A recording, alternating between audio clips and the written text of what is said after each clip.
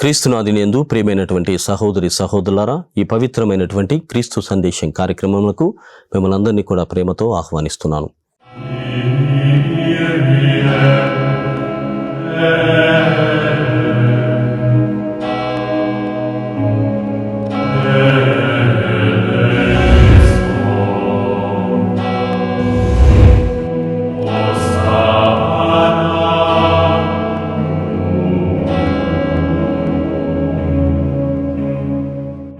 ప్రియ దివ్యవాణి ప్రేక్షకులారా, గత వారం మనం క్రీస్తు సందేశం కార్యక్రమం భాగంగా నిరీక్షణలో జీవనం పునీత 2వ జాన్ పాల్ పాపు గారి ఆధ్యాత్మికమైనటువంటి అభ్యాసాలను నేర్చుకుంటున్నాం, అభ్యసిస్తున్నాం.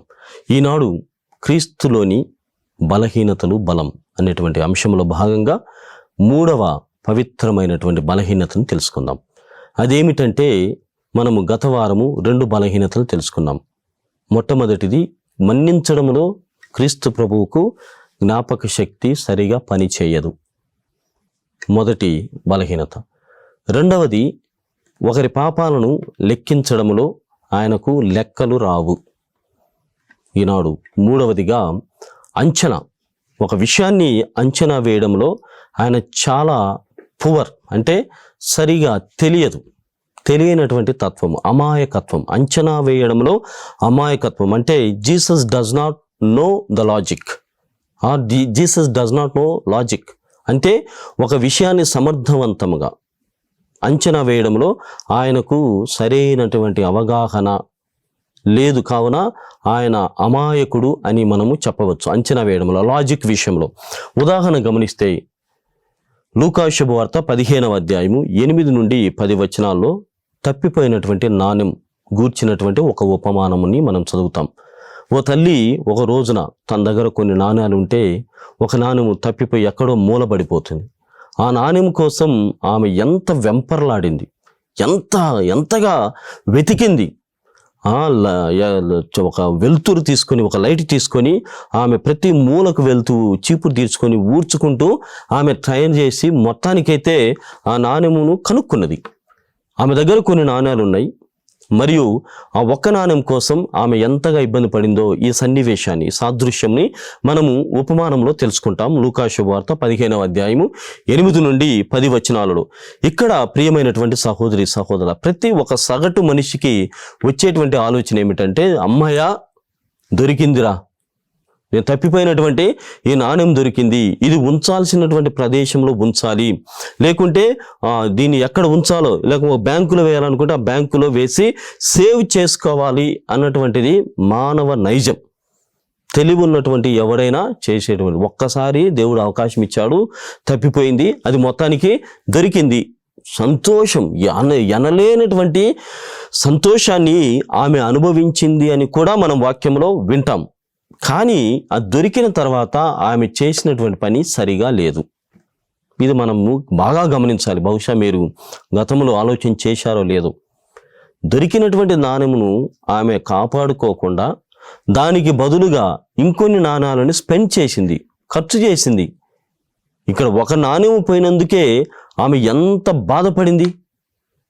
కానీ దొరికిన తర్వాత సంతోషంలో ఇరుగు పొరుగు వారిని పిలిపించింది, బంధువులని పిలిపించింది, వాళ్ళని పిలిపించి ఏం చేసింది, పెద్ద పండగ చేసింది, వెరీ బిగ్ సెలబ్రేషన్. ఇంకేమేం చేసిందో లోపల తెలియదు. ఒక్క నాణ్యం కోసం నువ్వు ఎంత కష్టపడ్డావు సంపాదించడం కోసం. సంపాదించినటువంటి ఆ నాణ్యమును కాపాడుకోలేక మిగిలిన ఇంకొన్ని నాణ్యాలను కలుపుకొని మొత్తము వృధా చేసింది, అన్ని ఖర్చు చేసింది, బంధువులు వాళ్ళని పిలిచి దావత్ చేసి సెలబ్రేషన్ చేసి ధూమ్ధామ్ చేసి పడేసింది. ఇప్పుడు ఆమెకు తెలివి ఉన్నట్లా, తెలివి లేనట్లా? ఆలోచన చేద్దాం ప్రియమైనటువంటి సహోదరి సహోదరులారా. పోగొట్టుకున్నటువంటి, దొరికిన నాణ్యం కంటే కూడా పోగొట్టుకున్నటువంటి నాణ్యాలు తర్వాత ఎక్కువ ఖర్చు చేసింది, అనవసరమైనటువంటి ఖర్చు. అమ్మయ్య నాకు చాలా ఇబ్బందిగా ఉన్నది, ఒక నాణ్యం కోసం నేను కష్టపడ్డాను, దొరికింది అని you can share the message. వెళ్ళి సమాచారమును అందించవచ్చు, సందేశం గురించి చెప్పవచ్చు. కానీ దాని కారణంగా ఉన్న నాణాలను పోగొట్టుకుంటారా? ఇది ఒక తెలివి లేనటువంటి వారు చేసేటువంటి పని. ప్రియమైనటువంటి సహోదరి సహోదర, ఇలాంటి దానినే కొంతమంది యేసు ప్రభు పైన కూడా నెపముగా, లోపముగా, బలహీనతగా కూడా వేశారు. ఏమిటి? ఇలానే దేవుడు కూడా చేస్తాడు, ఇలానే దేవుడు కూడా చేస్తాడు, ఉన్నదాన్ని కూడా ఒకదాని కోసము తర్వాత సెలబ్రేషన్ కోసము ఆయన ముందుకు వస్తాడు. వాక్యంలో ఏమింటామంటే లూకా శుభవార్త 15వ అధ్యాయము 10వ వచనంలో, ఒక్క పాపి విషయములో పరలోకములో మహానందము ఉంటుంది. హృదయ ఆనందం అనేటువంటిది చాలా గొప్పగా అక్కడ సెలబ్రేషన్లు మొదలవుతాయి. ఒక్క పాపే విషయములో. ప్రియమైనటువంటి సహోదరి సహోదరులారా, ఇది శారీరకమైనటువంటి భావనలతో మనం చూడకూడదు, ఆధ్యాత్మికము మరియు ఆత్మీకమైనటువంటి భావనతో చూడాలి. ఒక్క ఆత్మ బాగుపడింది, ఒక ఆత్మ మారు మనసు పొందింది అనేటువంటి నేపథ్యంలో చూస్తే పరలోకములో విందు కాదు, మహా ఆనందము, మహా విందులు చేస్తారు అని ఈ 10వ వచనంలో, లూకా శుభవార్త 15వ అధ్యాయము 10వ వచనంలో చివరి వాక్యంగా మనం వింటాం.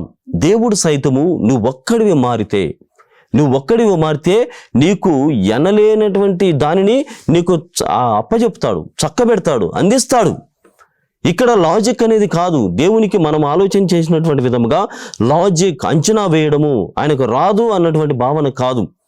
ఎందుకు కొంతమందికే కొన్నిసార్లు అన్నీ జరుగుతున్నాయంటే దేవుని పట్ల విశ్వసనీయత.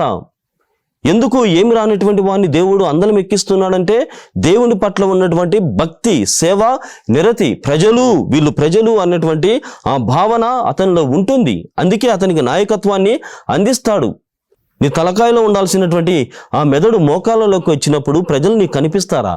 నీ కళ్ళు సరిగా ప్రజలను గుర్తించలేనప్పుడు దేవుడు నీకు నాయకత్వాన్ని అందిస్తాడా? నీ చెవులు ప్రజల బాధలను విననప్పుడు ఆ చెవులను దేవుడు నీకు కొన్నాళ్ళు కొనసాగించేటట్లు చేస్తాడా? ఇవి మనము ప్రశ్నించుకోవాల్సినటువంటి విషయం. అందుకే ప్రియమైనటువంటి సహోదరి సహోదరులారా, ఆయన పైన ఉన్నటువంటి లోపం, ఆయనకు లాజిక్ తెలియదు, అంచనా వేయడం రాదు అన్నటువంటి భావనలో ఇదే ఆయన అంటున్నాడు, in order to shame the voice I choose the foolish అంటాడు. ఒక వివేకవంతుణ్ణి నేను అతన్ని దించడం కోసం నేను అసామాన్యమైనటువంటి ఒక వ్యక్తిని ఎన్నుకుంటాను అంటాడు. ఇది దేవుని లీల.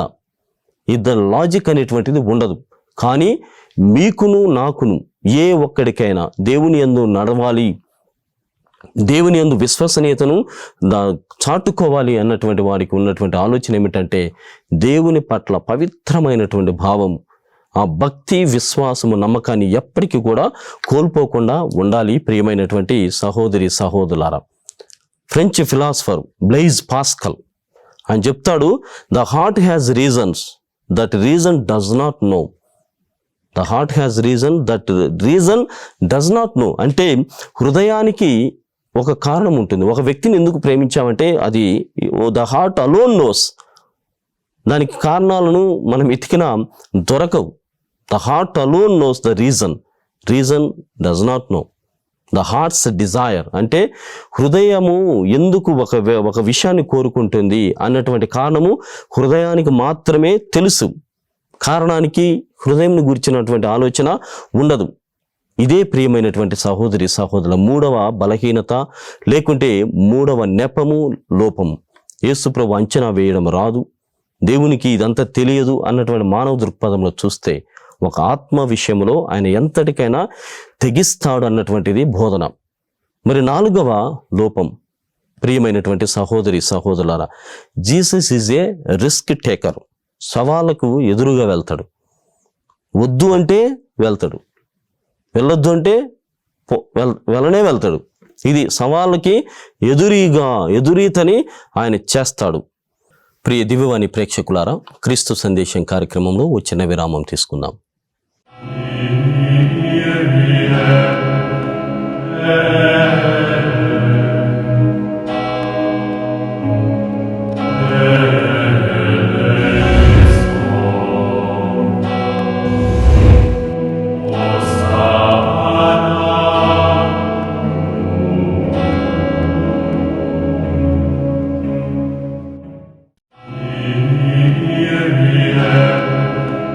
Yeah.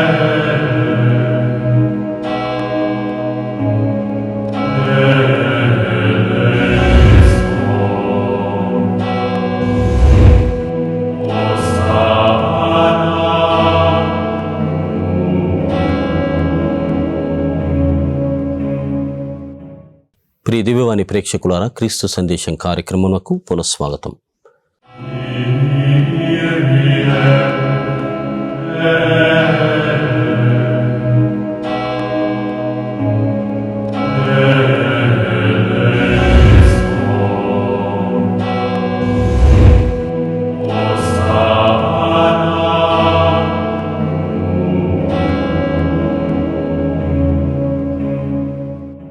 ప్రియ సహోదరి సహోదరులారా, క్రీస్తులోని లోపాలని వియత్నాం ఆర్చ్ బిషప్ అయినటువంటి ఫ్రాన్సిస్ జేవియర్ డువాన్ టువాన్ ఏ విధంగా ఇష్టపడ్డాడు, అవి పునీత 2వ జాన్ పాల్ పాప గారికి అభ్యసించడానికి ఎలా సహకరించాడో మనం తెలుసుకుంటున్నాం. ఇప్పుడు 4వ బలహీనత, Jesus is a risk taker. సవాళ్ళను ఎదుర్కోవడం, సవాళ్ళకు ఎదురుగా వెళ్తాడు అన్నటువంటి దానిని మనం ధ్యానం చేస్తాం. ప్రియమైనటువంటి సహోదరి సహోదరులారా, మన నేపథ్యం, మనం ఇప్పుడు జీవిస్తున్నటువంటి ఈ నేపథ్యమును గమనించినట్లయితే రకరకాలైనటువంటి ఎన్నికలు జరుగుతున్నాయి. అసెంబ్లీ ఎన్నికలని, లోకసభ ఎన్నికలని, సర్పంచ్ అని, వార్డ్ అని, కార్యకర్తలు, రకరకాల so many different kinds of elections are being conducted. చాలా జరుగుతూ ఉన్నాయి. అయితే నిలబడినటువంటి వ్యక్తులు, ఇదిగో పోటీలో నిలబడినటువంటి అభ్యర్థులు వచ్చి మనకు వాగ్దానాలు చేస్తూ ఉంటారు. ఏమేమి వాగ్దానాలు చేస్తారంటే, ఆ వాగ్దానాలని అవి ఎలా చెప్పవచ్చు అంటే అలవి కానటువంటివి, రెండవది అర్థం కానటువంటివి. అలవి కానటువంటివి, రెండవది అర్థం కానటువంటివి, అంతకు మించి ఆచరణీయం కాదు.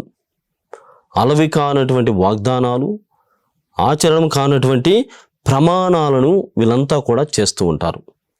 ఈ నేపథ్యంలోనే యేసు ప్రభువు ఒక దేవుడిగా, ఒక గురువుగా తన శిష్యులకు సైతము కొన్ని వాగ్దానాలను చేస్తున్నాడు. అవి అలవి కానివటివి చెప్పవచ్చు, అర్థము కానటువంటివి చెప్పవచ్చు, లేకుంటే పాటించరానటువంటి చాలా కష్టతరమైనటువంటివి కూడా చెప్పవచ్చు. అందులో ప్రభువు చేస్తున్నటువంటి వాగ్దానాలు ఏమిటంటే శ్రమలు, మరణం. ఎవరు వస్తారు ఆయన వెనక? ఎవరు కూడా రారు. ఒక వ్యక్తి, ఒక ప్రభుత్వము గెలుస్తూ ఉందంటే, ఒక అభ్యర్థి గెలుస్తున్నాడంటే కేవలము అతను చేస్తాడు అన్నటువంటి నమ్మకం, ఇచ్చినటువంటి వాగ్దానాలను నిలబెట్టుకుంటున్నాడు అనేటువంటి భరోసా, ఆ ఆలోచనతోనే మనము గుద్దుతాం. ఏంటి? ఓట్లు. వాళ్ళని అడిగి, వీళ్ళని అడిగి, లేకుంటే కుటుంబం అంతా తీసుకుపోయి ఒకడే వేసి, ఏదో చేసి, రిగ్గింగ్ చేసి, ఎట్లో ఒకటి మొత్తానికి అనుకున్నటువంటి వ్యక్తిని గెలిపిస్తాం. ఎందుకంటే ద మేనిఫెస్టో అంత ఇంపార్టెంట్, అంత ఇంపార్టెన్స్ని మేనిఫెస్టోకి ఇస్తాం. ఇదిగో గ్యాస్ సిలిండర్లంట, ఉచిత ల్యాప్టాప్లంట, భూములంట, double bedroom, single, triple bedroom with TVs, all that stuff. ఇవన్నీ మనల్ని ఆశింపచేసేవి, మనకి ఇష్టంగా మారేటువంటివి, ఒక వ్యక్తిని ఇష్టపడి చేయడానికి కారణాలుగా ఇవన్నీ కూడా ఉన్నాయి. కానీ క్రీస్తు ప్రభువుని అనుసరించడంలో, క్రీస్తు ప్రభువు యొక్క బోధనలు నడవడం కోసం మనం ఆలోచన చేస్తే ఆయన ఇచ్చేటువంటి వాగ్దానాలు, the manifesto of Jesus Christ ఏమిటి? శ్రమలు, మరణం. చివరిగా ఆయన అనుసరిస్తే ఇవే మిగులుతాయి. ఇవి మిగులుతాయి. మరి అన్నీ వదులుకున్నటువంటి వారి జీవితం చూడండి, శిష్యులు ఉన్నారు, అన్నీ వదులుకొని వచ్చినటువంటి వారికి కనీసము కూడు, గుడ్డ మరియు నీరు, ఆహారం ఇవి ఉండాలనా లేదా? ఇవి కూడా డౌటే. ఇలాంటి వ్యక్తి వెనుక, ఇలాంటి మార్గంలో ఎలా ఎవరైనా ఊహించుకొని నడవగలరు? ఒకసారి మనం చూస్తాం, మత్తయి శుభవార్త 8వ అధ్యాయము 20వ వచనంలో ఒక ధర్మశాస్త్ర బోధకుడు యేసు ప్రభు దగ్గరికి వచ్చి, ప్రభు, నేను నిన్ను అనుసరించాలని అనుకుంటున్నాను అంటాడు.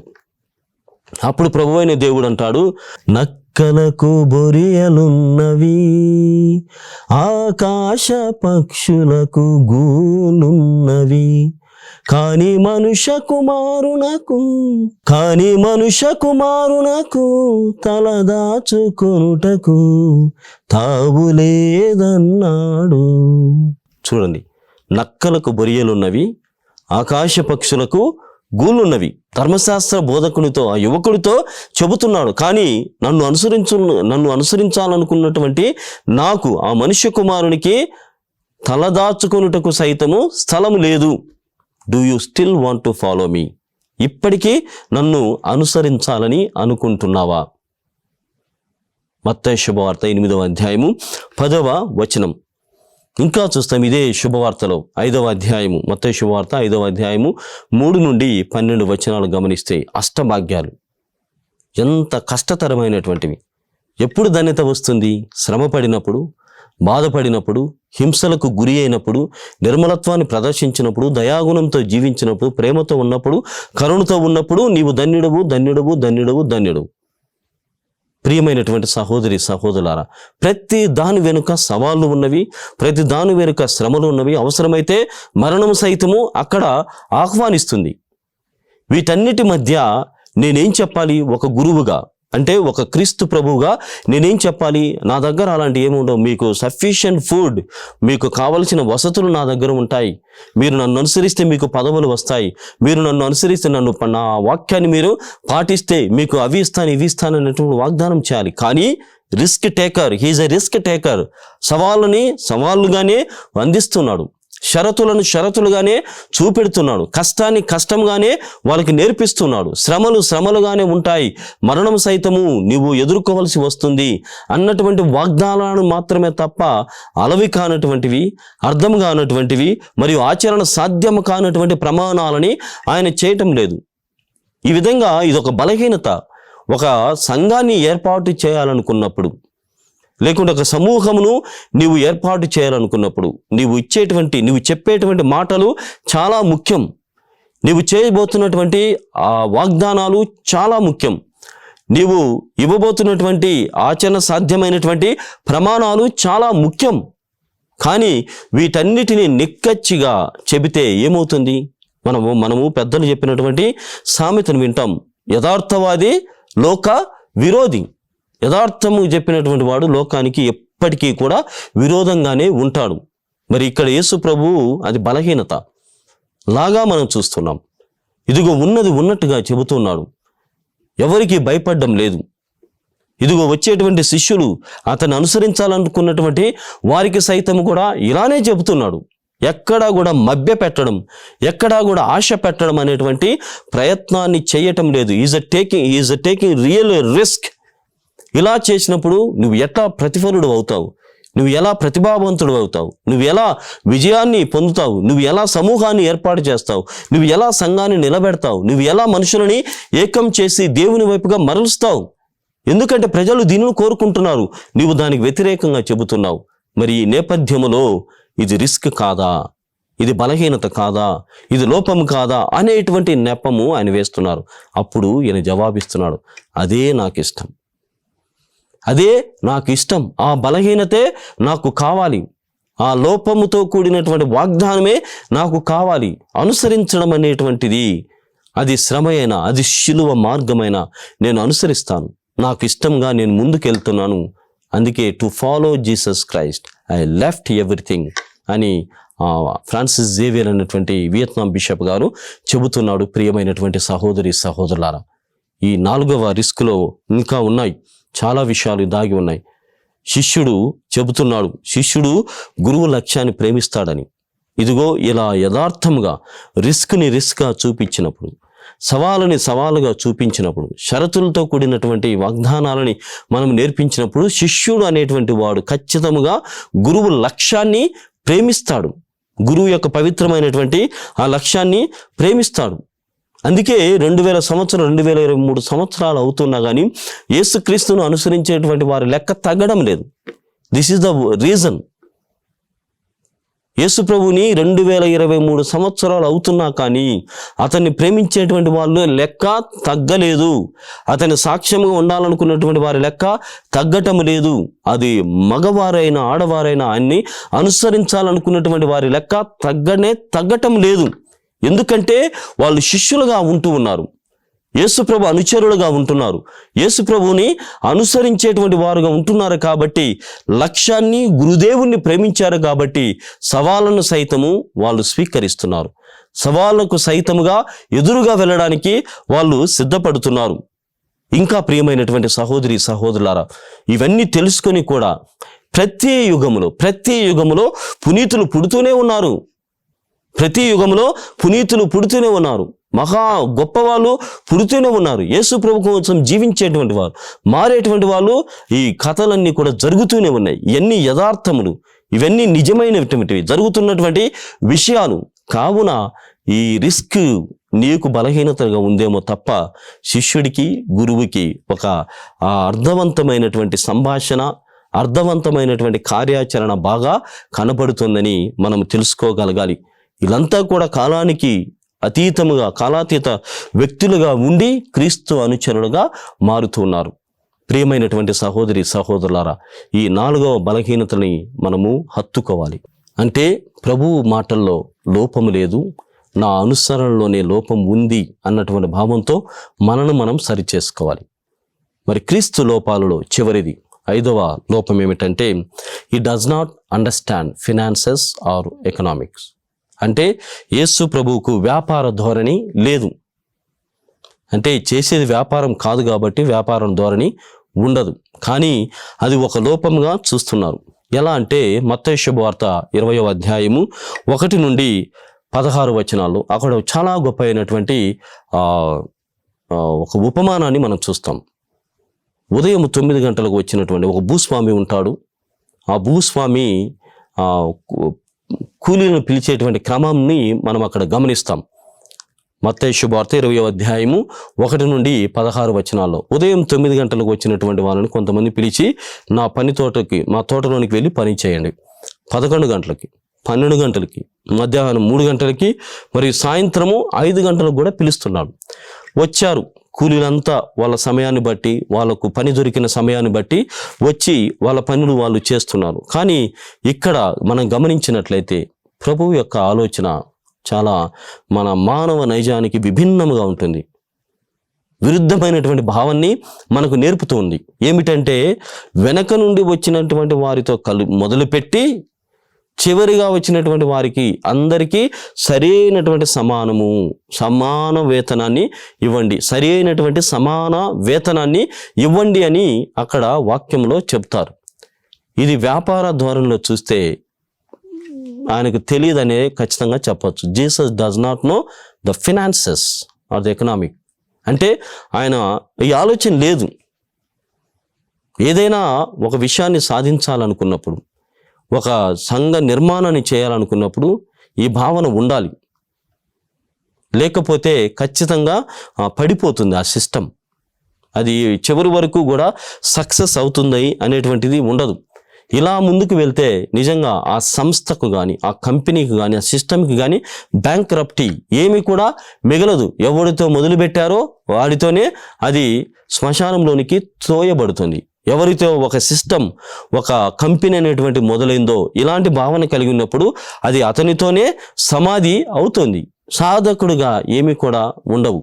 ఈ పరిస్థితిలో ప్రియమైనటువంటి సహోదరి సహోదరుల, ప్రభు అంటాడు, నా ఉదారత నీకు కంటగింపుగా ఉన్నదా? నా ఉదారత నీకు కంటగింపుగా ఉన్నదా? నా ఆస్తి నా ఇష్టం వచ్చినట్లుగా నేను వెచ్చించడానికి నాకు స్వాతంత్రం లేదా? నాకు స్వేచ్ఛ లేదా? అని చివరిగా వాక్యాన్ని చెబుతూ ముగిస్తూ ఉంది.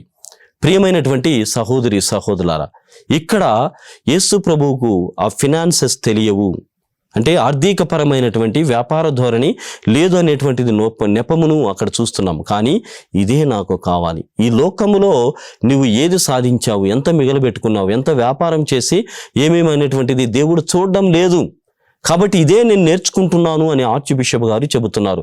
ఈ భావం నుండి బయటపడితేనే నేను ఆత్మీయమైనటువంటి లోకము, ఆత్మను రక్షించుకోవడం కోసం, నేను శాశ్వత జీవితం పొందడం కోసం నేను ఎలాంటి సవాళ్ళనైనా ఎదుర్కోగలను.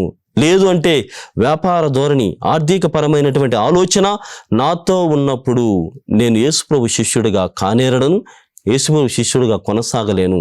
అందుకే ఆయన బలహీనతలు నాకు ఇష్టమని అక్కడ ఉన్నటువంటి ఆ జైలర్కి చెప్తున్నాడు. యేసుప్రభు దేవుడే లేడు అన్నటువంటి వానికి దేవుడు ఉన్నాడు అని నేర్పించాడు. కతోలికేతరులకి ఇదిగో అవసరమా, లేకుంటే ఇవన్నీ వదులుకున్నావు అన్నటువంటి వాళ్ళకి సైతము ఆయన చెబుతున్నాడు, ఇలాంటి దృష్టి మనది కాదు. దేవుని దృష్టిలో మనము చూడాలి. దేవుని ఆలోచనలు మన ఆలోచనలు చాలా విరుద్ధమైనవి. కావున ఆయన గాడిలో పడడం, ఆయన మార్గంలో ఉండడము, సత్యాన్వేషణలో భాగమైపోవాలి అని ఆ Vietnam archbishop Francis Xavier Yuan Tuan గారు మనకు నేర్పుతున్నాడు. ప్రియమైనటువంటి సహోదరి సహోదరులారా, పునీత 2వ జాన్ పాల్ పాపు గారి ఆధ్యాత్మికమైనటువంటి అభ్యాసాలలో మనము క్రీస్తు బలహీనతలు తెలుసుకున్నాం. వచ్చే వారం పునీత 2వ జాన్ పాల్ పాపు గారి అభ్యాసాలను మరికొన్ని తెలుసుకుందాం. అప్పటి వరకు చూస్తూనే ఉండండి మీ దివ్యవాణి టీవీ ఛానల్.